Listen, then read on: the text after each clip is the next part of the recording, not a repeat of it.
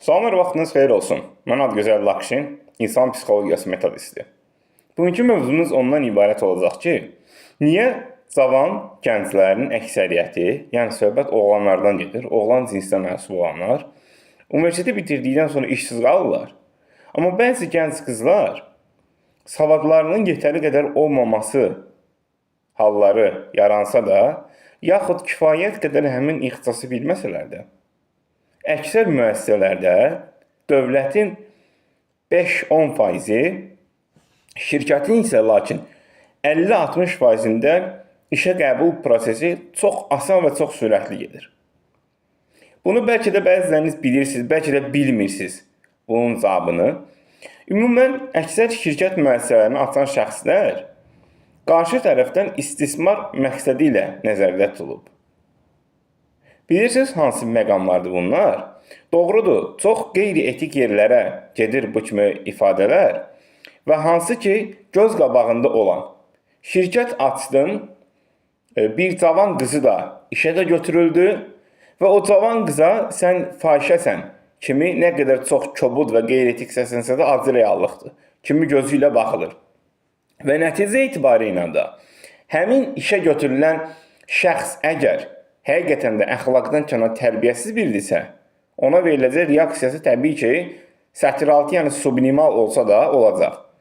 Amma bəzən həqiqətən namussuz, əxlaqsızdan söhbət getmir burada. Namuslu, əxlaqlı olan insan tüpürüm sənin işivə deyib, hətta biraz yeri gəlsə bir sifətinə də şillərini də birində otuzdurub, işindən ayrılanlar da az olmaz.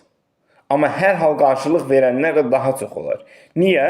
Çünki ən azından gələcəyini, karyerasını quran bəzi dırnaqarası insanlar o kimi qeyri-etik şeylərə reaksiya vermirlər.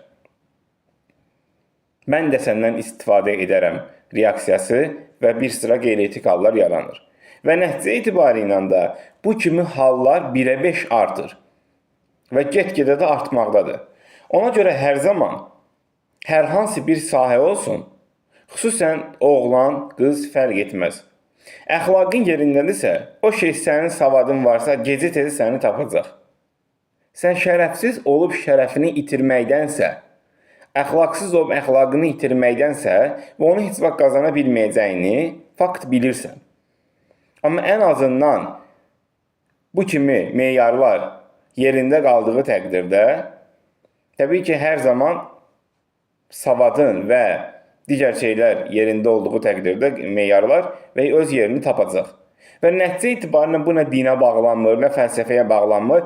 Sadəcə olaraq bəzi şeylər vaxt zamanını gözləyir. Məsələn, adam var 5 ildir işsizdir, xəbər tutursan, 6 aydan sonra xəbər tutursan ki, hər hansı bir yüksək vəzifədədir.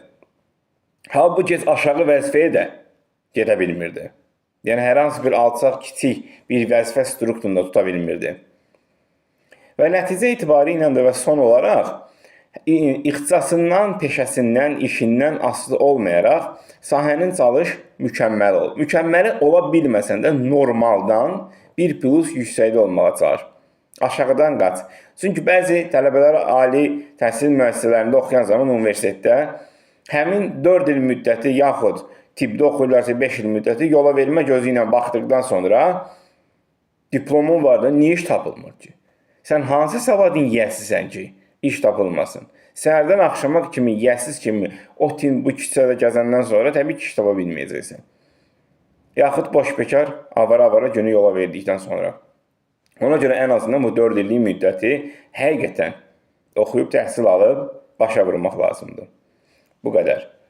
Psixoloji dəstək və yaxud psixoloji hər hansı bir xəstəliyiniz varsa, seanslara yaza bilərsiniz. Seanslarımız əyani və onlayn şəkildə həyata keçirilir.